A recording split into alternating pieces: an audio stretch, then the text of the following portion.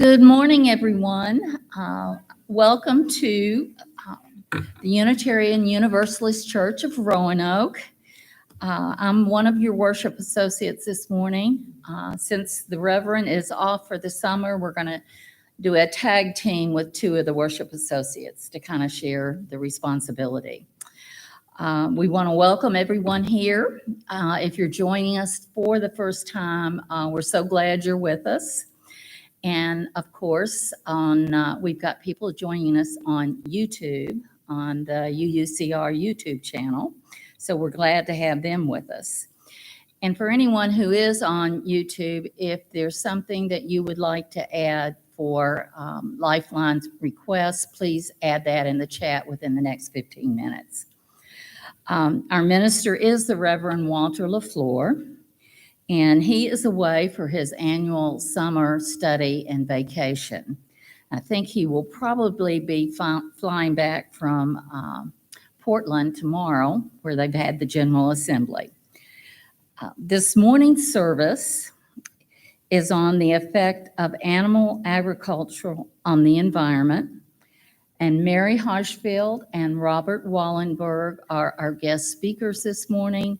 They are longtime UUCR members, so we're very grateful for what they are going to share with us this morning.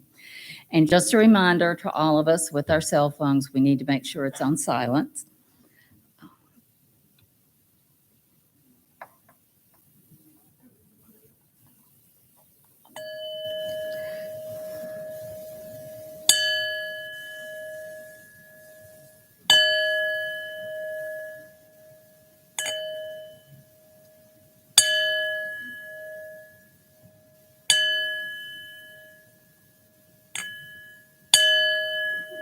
Sorry, y'all.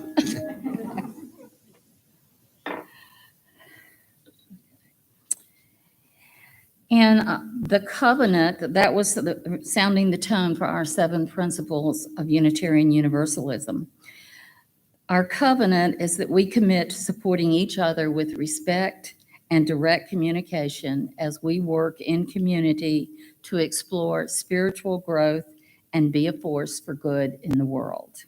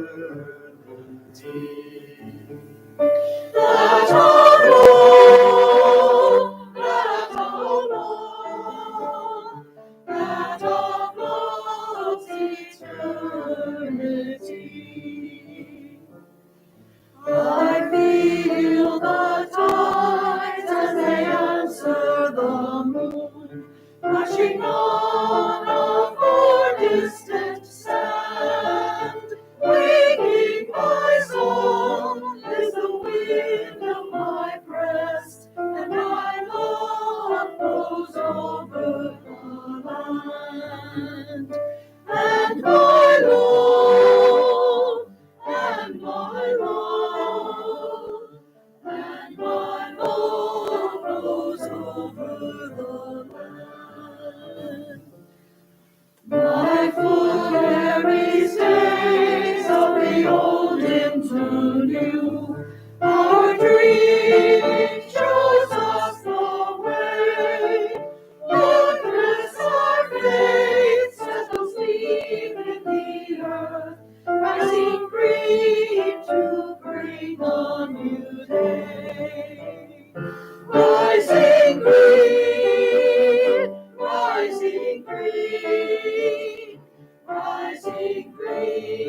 to breathe on you daily.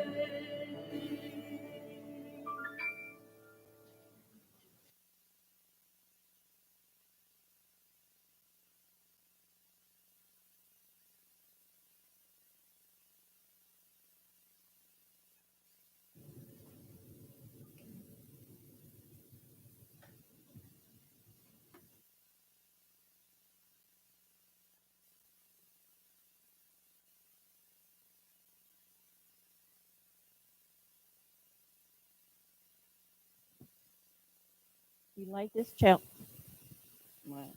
We light this chalice for the nourishment of our beings, for the food that feeds our bodies, for the food for thought that feeds our minds, and for the food that feeds our spirits, the light of our shared time together.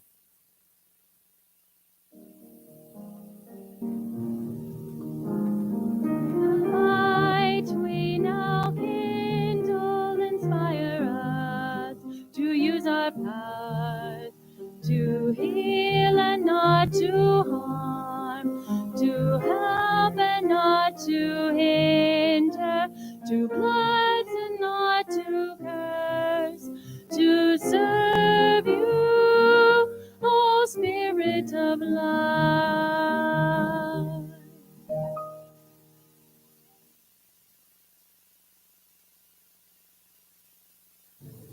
Good morning, everyone. My name is Jessie. I'm the Director of Lifespan Faith Development here at UUCR. This morning, I have a very interesting example of how much land we actually have to farm on. So this apple, let's pretend like this apple is the earth. So I'm going to make some cuts into this apple.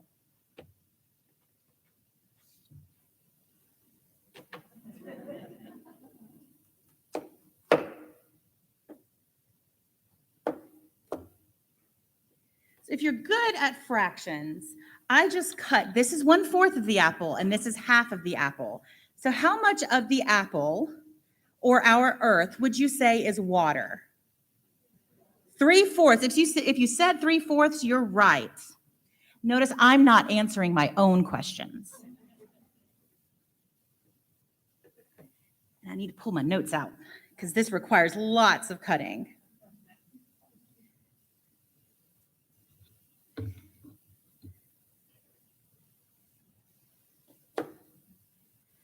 Half of 1/4 is what? 1/8. Wow, you guys are awesome. If I ever need to take a test again, I'm gonna quiz with you guys. So this 1/8 stands for all of the land that people can live on. That's called habitable land. So where my house is built, where your house is built, that's all in this part of the land. So this other 1/8 is the land where we don't have houses and things like that. So we're going to break this land down as well.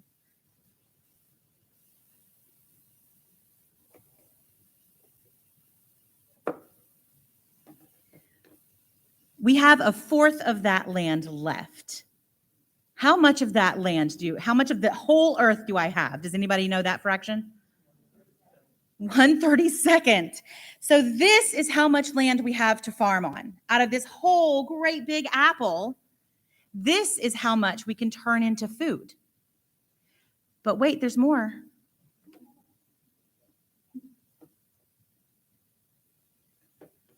We had to take out all the magma and the core of the earth, all that stuff that's on the inside where we can't actually farm.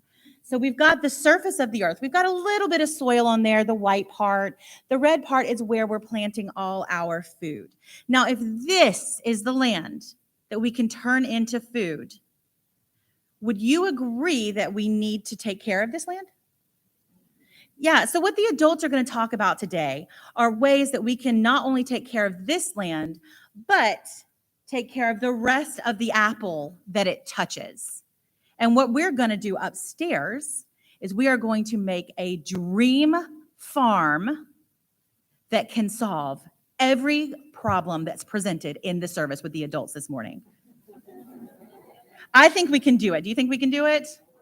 All right, well, if you're ready, and you want to join us upstairs, we're going to meet right outside those doors. I'm going to put the knife away before we go upstairs, and we will go create our dream farm, our sustainable dream farm. Let's go.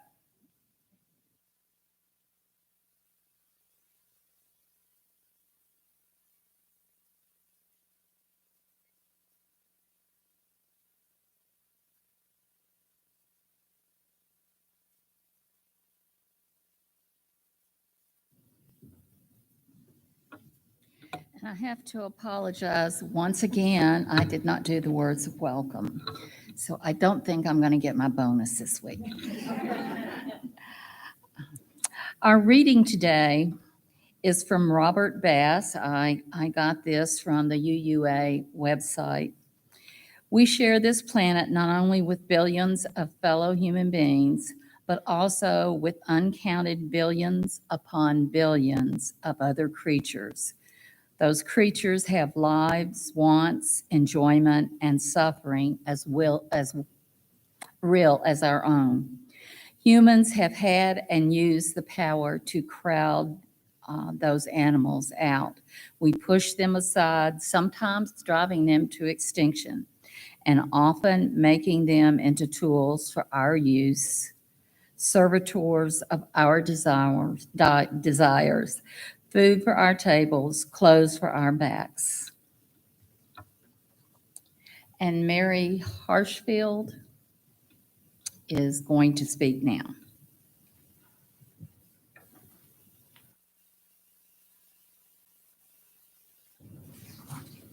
Actually, the PowerPoint will come later, but you can leave that up there for now. It's fine. So the idea for this service arose out of the weekly Living the Questions group while we were discussing Reverend Michael Dowd's Pro Future Faith series. And one focus of this series was to question what we can do to leave a more sustainable future for generations that follow. I want to especially thank Teresa Poole for supporting the idea for this service and helping to make it happen. I have a new appreciation for our many worship associates and for Betsy Biesenbach and James Rosar and others who are helping with the technology part. Today, Robert Wallenborn and I want to call attention to one aspect of our lives that has a significant impact on the environment, and that is the choices we make on a daily basis about what to eat. I will also present a short PowerPoint developed by Sarah Hunter, who was part of the Living the Questions group, and that inspired the topic that we're delving into today. You may wonder, what do food issues have to do with our UU faith? It turns out that Unitarian Universalists, or UUs, have a history of connecting food with our core values. In 2011, UUs came together to take a stand on ethical eating and adopted a statement of conscience on the issue. The process had begun 4 years earlier when delegates from congregations all over the country voted to explore the topic of ethical eating. From this input, a statement of conscience was developed and was voted upon by the National UU General Assembly. To quote from the Ethical Eating Statement of Conscience, aware of our interdependence, we acknowledge that eating ethically requires us to be mindful of the miracle of the life we share with all beings. With gratitude for the food we have received, we strive to choose foods that minimize harm and are protective of the environment, consumers, farmers, and all those involved in food production and distribution. End quote. Today we'll be focusing on the environmental impacts of food production. My talk on this topic has been difficult to put together because it's a subject I feel passionately about. It's hard to whittle it down to just a few minutes. I recognize that what we choose to eat is a deeply personal choice, and most people, especially UUs, don't want to be told what to do. So I'll try not to be preachy. My goal is to call attention to food production issues that negatively impact the environment and to encourage sharing about our own successes with incorporating more plant-based foods into our diet.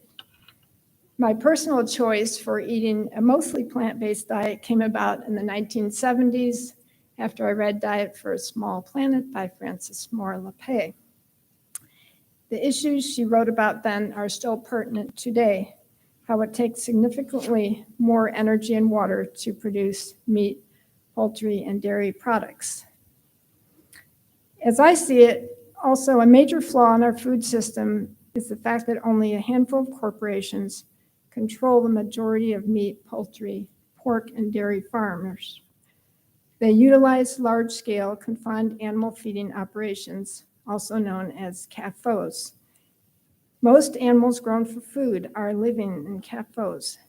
In addition to the suffering from the animals grown in extremely crowded conditions, these feeding operations are quite detrimental to the communities that surround them. They produce far more manure than can ever be used as fertilizer. The manure sits in lagoons and releases toxic gases into the air, including nitrous oxide, methane, ammonia, CO2, and hydrogen sulfide. According to a 2019 article from the Natural Resources Defense Council, manure from CAFOs contains more than 150 pathogens that have the potential to contaminate water supplies, while fumes and particulate matter elevate rates of asthma, lung disease, and bronchitis among farm workers and people living nearby. Nitrates from animal manure poison drinking water sources and contribute to epic dead zones in sensitive aquatic habitats. To confine numbers of animals in close proximity, many companies compensate for filthy conditions by using routine antibiotics, that in turn fuels the global crisis of antibiotic resistance. So how do we deal with all this knowledge about animal agriculture? According to the Vegetarian Resource Group, only 3% of Americans consider themselves vegan, which is avoiding all animal products. But 63% of Americans always, usually, or sometimes eat vegetarian or vegan meals. Besides perhaps choosing to eat more vegan or vegetarian meals, we can, through our shopping habits, support the best farming practices that our budget allows. There are a lot of reasons to support local farmers, but one is that they are much more likely to be good stewards of the environment that mega corporations often don't care about animal welfare or pollution. For those who can't make it to a farmer's market, the Roanoke Co-op carries products from several local farms. And another way to help the environment is to purchase organically grown foods, which are usually better for the soil and water and air we breathe. But there is an issue. How do we know that the foods that are labeled organically grown meet the standards that were originally intended by this label? I had the privilege of attending the UU General Assembly in 2011 and took a workshop offered by Reverend Michael Schuler on ethical eating. He told us about the Cornucopia Institute, an independent organization whose mission is to investigate the organic food industry, elevating authentic organic foods and farmers, while they scrutinize the USDA's National Organic Program's enforcement and application of the organic law. Unfortunately, the USDA has failed to protect ethical industry participants and consumers from outright fraud. In preparation for the service, I revisited the Cornucopia Institute's website, and I was surprised to learn that some of the brands I was purchasing rated poorly on their scorecards. I also learned that beef, poultry, and dairy brands that are given the lowest ratings are likely to source some of their product from factory farms, despite taking the organic label. Especially beware of relatively inexpensive organic store brands. The Cornucopia Institute says there's a tidal wave of surplus organic milk stemming to a great degree from the rise of factory farms. True organic farmers concentrate on soil fertility and healthy animals with minimal harm to the environment. So we haven't focused on the health benefits of a plant-based diet today, and that's a topic for another time. But suffice it to say, they are plentiful. In conclusion, we can make a positive impact on the environment every time we shop. If we substitute plant protein for animal protein more often, we'll save money, and then perhaps we won't mind spending more money on food products that are more sustainably grown. And we can check out the Cornucopia Institute website to learn which organic products are worth spending more on. If enough people are interested and others are willing to share their knowledge, the church could offer a workshop or two on preparing plant-based meals. And there is a UU curriculum called Demonstrating Our Values Through Eating, where participants explore food-related issues and spend time in the kitchen preparing recipes that demonstrate values of health, justice, compassion, and sustainability. Perhaps the church could have a vegetarian or vegan potluck once in a while where people could share their favorite dishes. I'll end with a quote from Sid Baumel, the editor of the website eatkind.net. Ethical eating, like ethical living, is not about absolutes.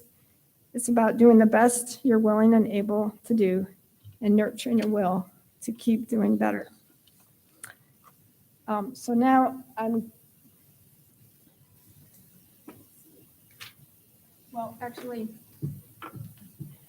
maybe I will stay here. I'm going to present a PowerPoint put together by Sarah Hunter, who was formerly active in our church.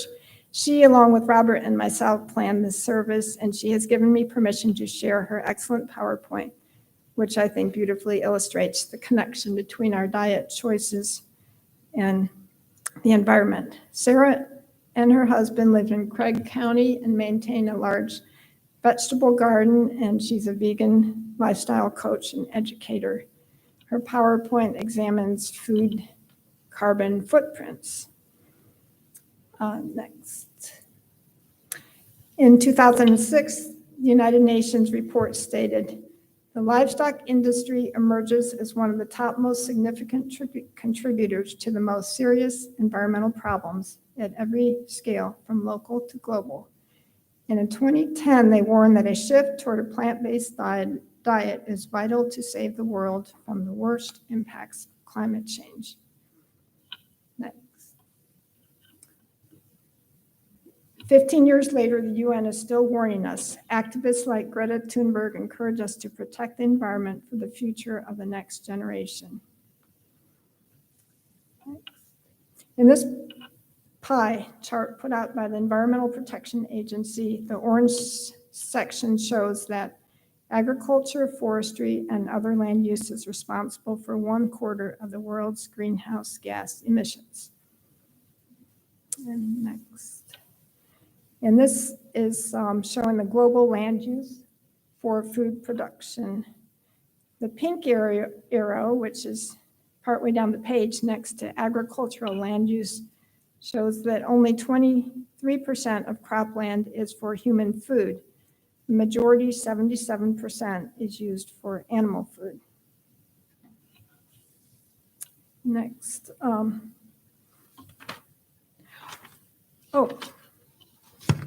Sorry, go back to that one. Okay. The determining factor across the food supply chain is food type, listed in the vertical column on the left. Okay. Actually, I think go to the next slide. Sorry. All right. Basically, it's okay if you can't read it. Basically, the top line is showing beef, the energy used for beef production, and at the bottom are fruit, vegetables, and nuts. Transportation is a very small part of total emissions. Eating locally only slightly reduces our emissions. Eliminating animal foods and eating plant foods greatly reduces the emissions. All right, next. And This graphic shows the carbon dioxide footprints by diet type. The meat lover is high and the vegan is low. The meat lover is 3.3 compared to 1.5, so it's a little more than twice as much as the vegan diet in terms of carbon dioxide footprint. And next, in 2019, this Harvard article stated that animal agriculture is the leading cause of deforestation, biodiversity loss, and species extinction. A plant-based diet has the potential to reduce greenhouse gas emissions by freeing up land currently used in animal agriculture. Next.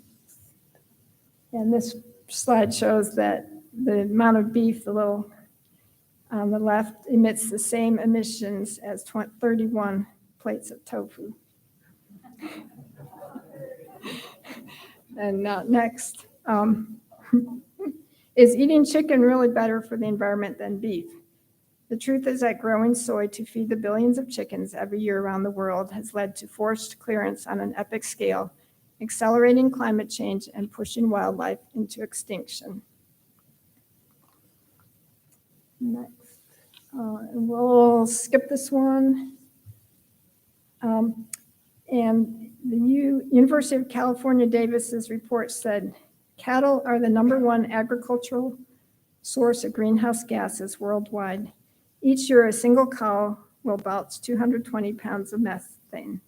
Methane from cattle is shorter lived than carbon dioxide, but 28 times more potent.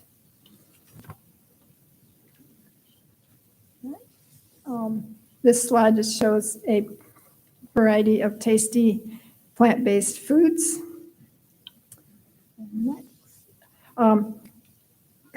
This is 2020 NASA's article was a focus on food can help solve climate change by reducing the amount of methane emissions, a powerful greenhouse gas released by ruminants. This is the, I'll skip this one.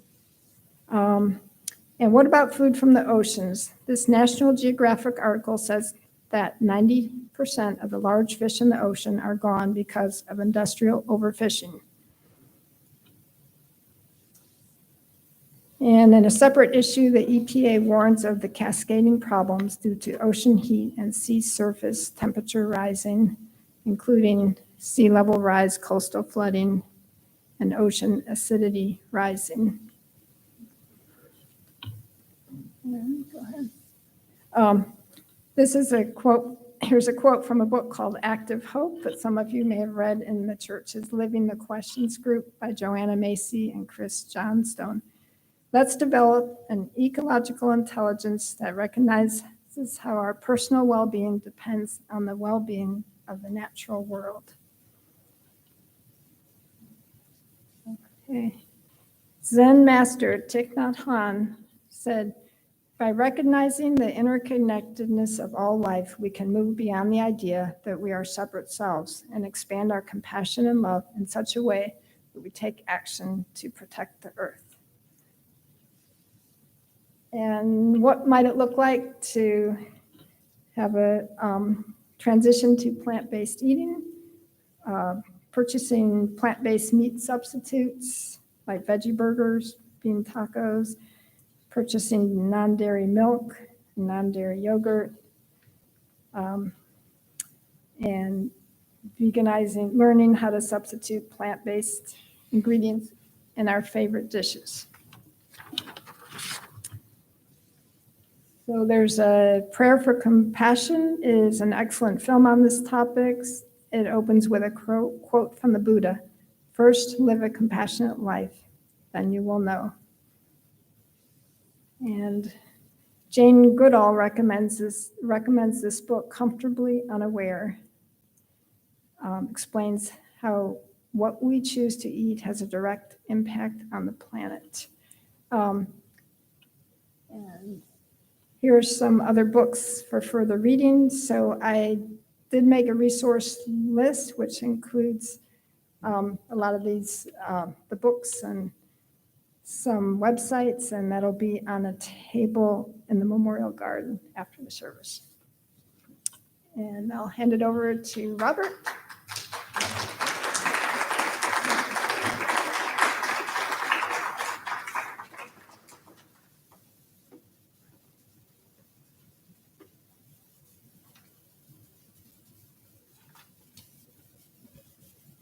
We're going to start with slide number 6.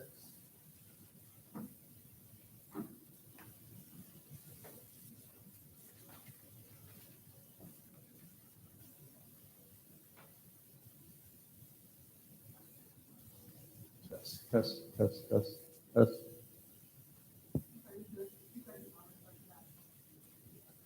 Yeah, test. We're going to move ahead to number 6. It's okay. There we go. Okay. So there are about 13% of all the people on planet Earth are vegetarian, which means they do not eat meat, fish, or seafood. Let's see. However, they do eat either some eggs or some dairy products or a combination. The only thing, a large number of people in India are vegetarian. They do not. A lot of them do not eat eggs because a life could come from that. However, they do use dairy products. Okay, and next slide.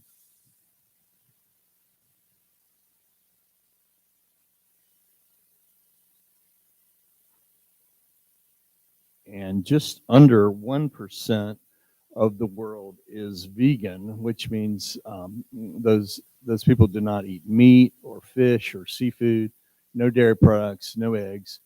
And if they're doing it for ethical reasons, they will try not to use products such as leather, wool, or makeup or cosmetic products which contain any kind of animal ingredient.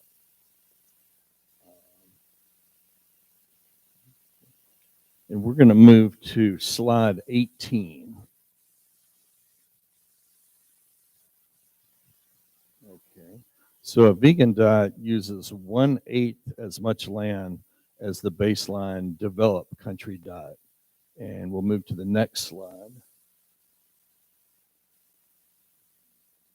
And we'll focus on the small print. So an acre is about the size of a football field. And a vegan baseline diet uses about 1/3 of an acre per person per year to feed that vegan person, whereas the baseline animal product diet uses 2 2/3 acres per person per year to feed that animal product eating person. So the vegan diet uses 1/8 as much land as the baseline animal product diet. And we'll go to the next slide.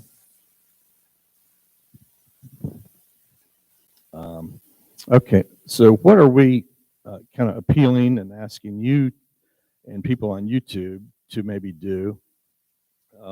Obviously, to consume fewer animal products. And one thing we would say is, do not think that you have to be 100% pure vegan, like from this moment on for the rest of your life. It's not really a gotcha game. Oh, you ate a nugget or something. But then also don't think, well, that's too hard. I'm not going to attempt to change anything about my food ever. So we say, do not fall into that all or nothing trap. Any reduction in animal products would be good. Okay, and next slide. Or as this quote from Voltaire says, do not let perfect be the enemy of good. Okay. And the next slide. A sign I have, as it says, be as vegan as you can, because everybody may be a little bit different. So maybe specifically, what might we do? So looking around, there's maybe 70, 75 people here today. Let's say maybe 5 or 10 people on YouTube. Let's say starting tomorrow, Monday, through next Sunday for a week, if everyone here and watching consume 4 fewer either meats or dairy products or eggs during that time. So 4 servings times 80 people, that would be 320 fewer servings of animal products. If everyone continued it in 4 weeks, that would be 1,280 fewer servings of animal products. Which is quite a chunk just from this one group in this one little church in Roanoke, Virginia today. And as demand goes down in grocery stores or restaurants, they will start to stock less of it. And then if the producers are selling less of it, then they're going to produce less of it. This will help the environment, it will help our ecosystems. Less greenhouse gases will be produced. This will slow climate change or work to prevent it. Okay, and the next slide. So you say, well, what am I going to eat?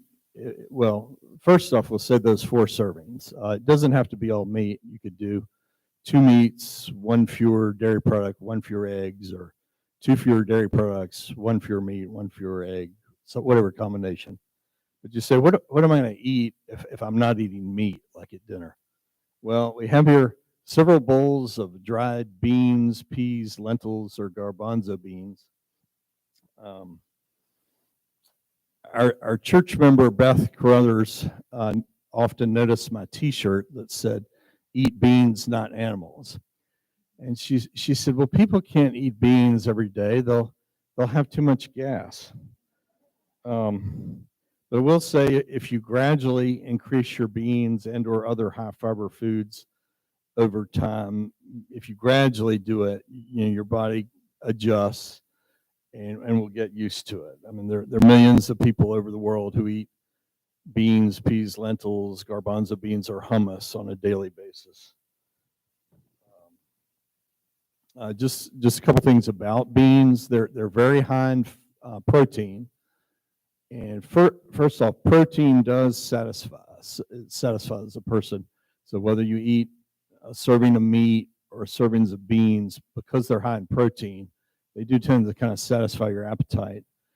The other thing, the meat has no fiber. Beans are very high in fiber. And as they say, fiber fills. It takes longer, a lot of fiber takes longer for you to digest. So it's going to be a longer amount of time before you're hungry for the next meal or snack.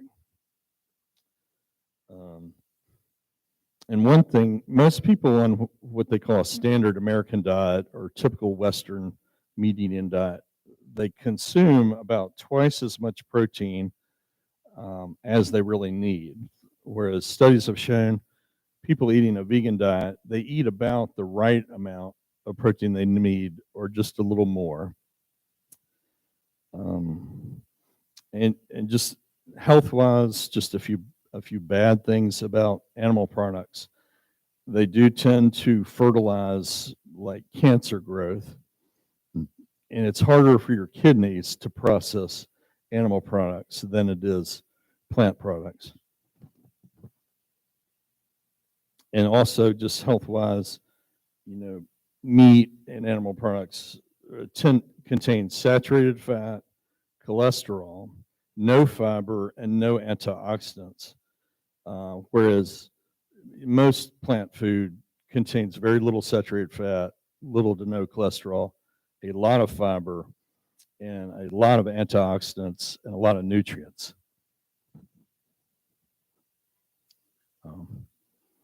Okay, so that kind of wraps it up. That's our information today.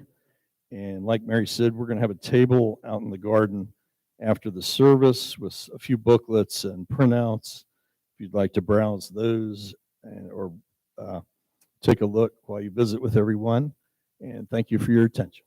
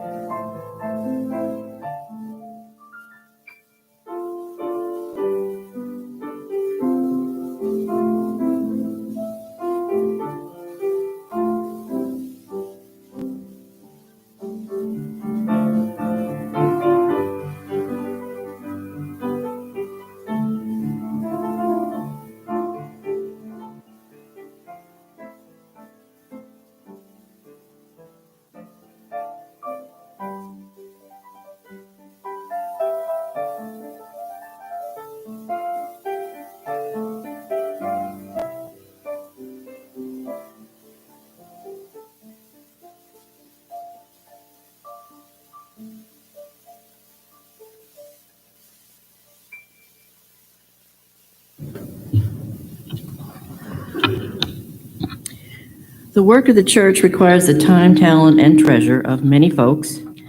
So as we collect the offering this morning, know that everything that you contribute goes towards the mission of our church.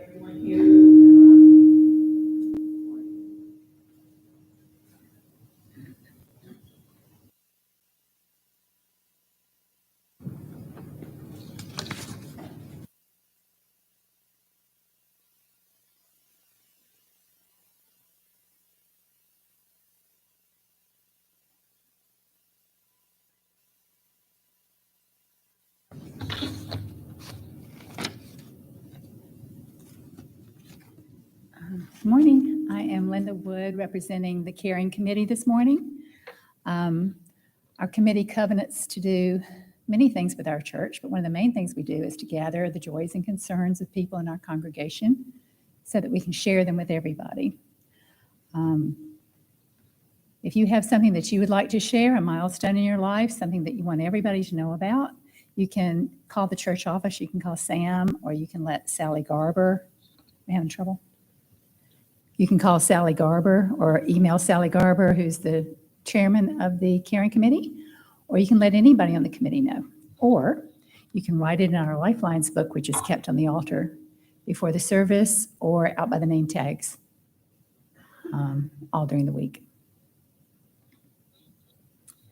So let's enter into a time of reverence to speak to two concerns that we have in our congregation. Betsy Biesenbach's beloved godmother passed away Friday. She was a wonderful influence and will be missed. Beth Griffin has an aunt in Illinois and an uncle in Texas, both facing serious health challenges. And Beth asked that we please send love and healing energy their way and to their loved ones. We all have things in our hearts that we haven't shared out loud that we hold close, and Sherry and I will light candles to symbolize those feelings that we have and those things in your heart.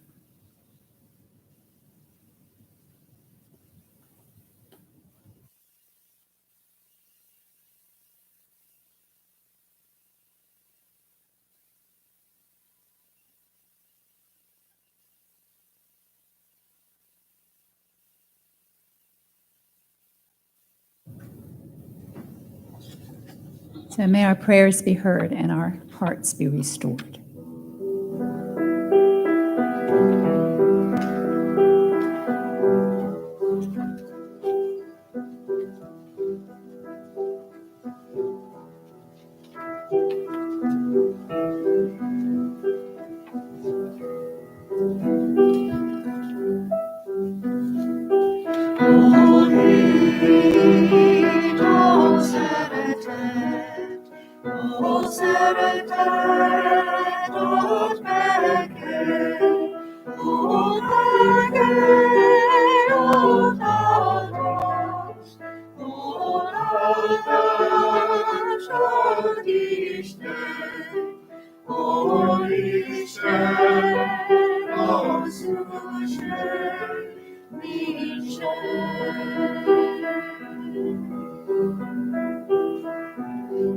There is faith, there is hope.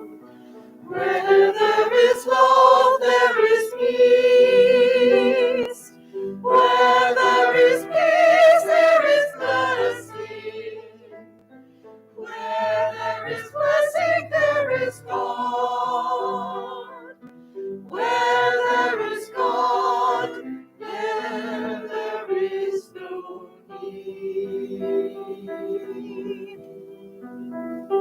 Oh, where there is faith, there is love. Oh, where there is love, there is peace. Oh, where there is peace, there is blessing.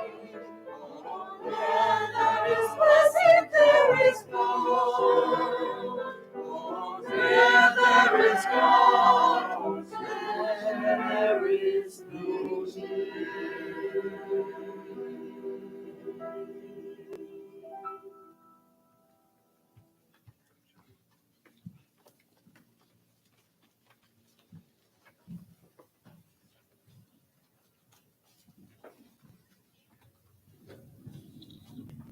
Just a few announcements, announcements this morning. The church office will be closed on July 4th for the holiday, but open again on the 5th. And Sam has completed all the name tags, all the updates on the name tags. If you've found any mistakes and the one that she printed for you, there's a clipboard hanging near the board to just make a note about that. Or if you don't have one and you would like to have one made, you can also sign the clipboard. And Claire English has a quick announcement as well.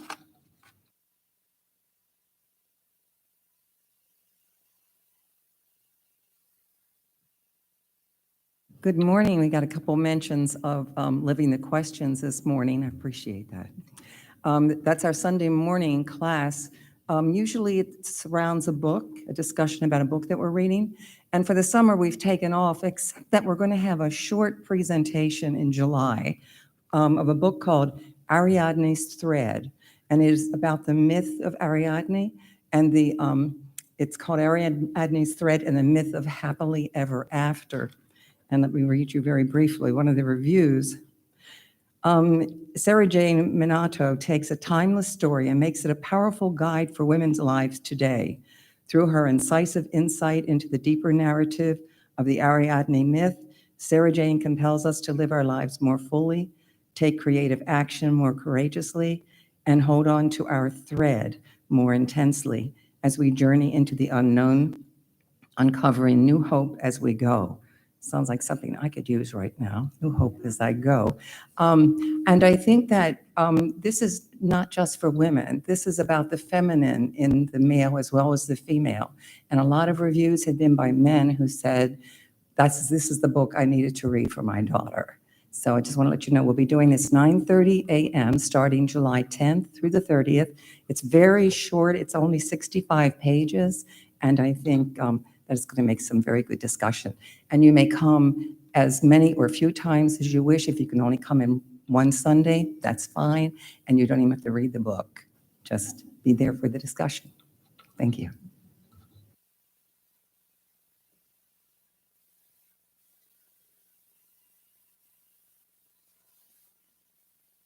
Yes. Okay. So this video was made back in 2021. when we could not really meet anywhere but outside. And so the choir met outside in our top secret location. And we couldn't replicate this video live. I thought about having us just sing this song, but this video is just so cute. So we're going to do it. This is from, I guess, about a year ago, maybe a little more.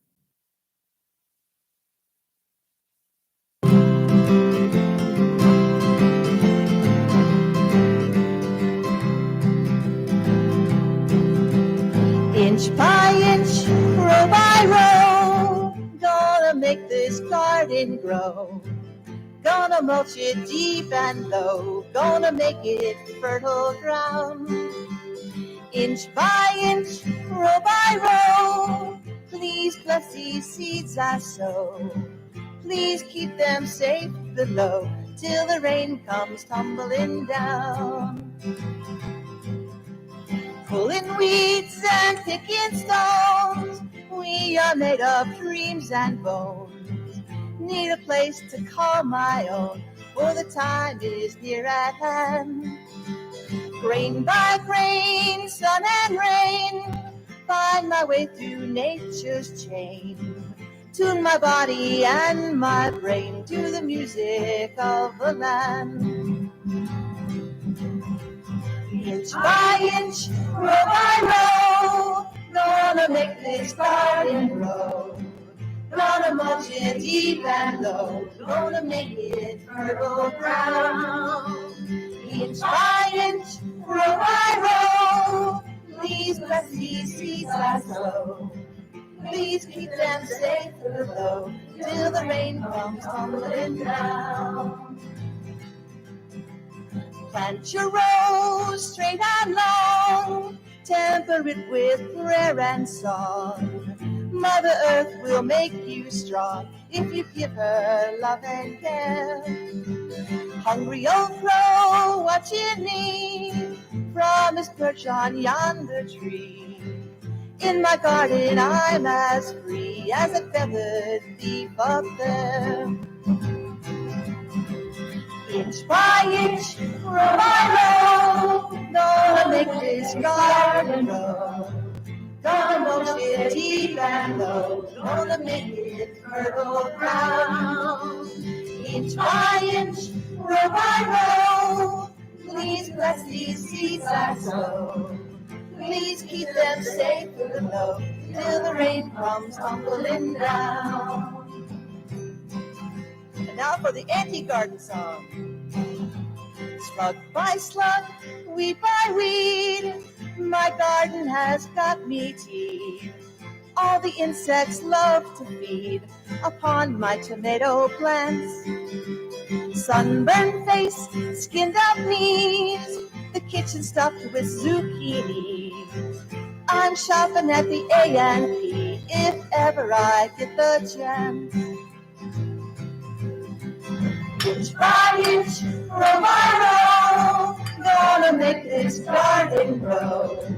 Gonna mulch it deep and low, gonna make it fertile ground. Inch by inch, row by row, please bless these seeds I sow. Please keep them safe below, till the rain comes tumbling down.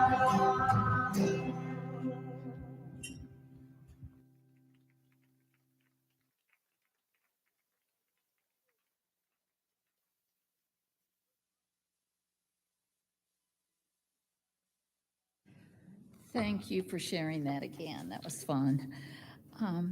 Our benediction today, for the focus of today's service, in the words of Jacques Cousteau, this is our hope, that the children born today may still have 20 years hence a bit of green grass under their bare feet, a breath of clean air to breathe, a patch of blue water to sail upon, and a whale on the horizon to set them dreaming. An additional blessing this week for all of us, it's been a challenging week. The decisions of the Supreme Court have caused strong reactions in our often divided country. It's time for us as Unitarian Universalists to honor our covenant to support each other with respect while we work in community to adjust to the changes that happened.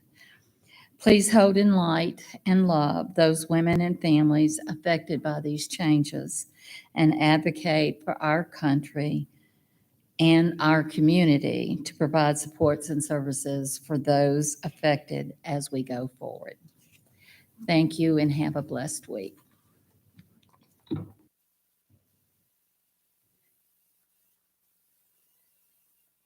Passion with us. That was wonderful information.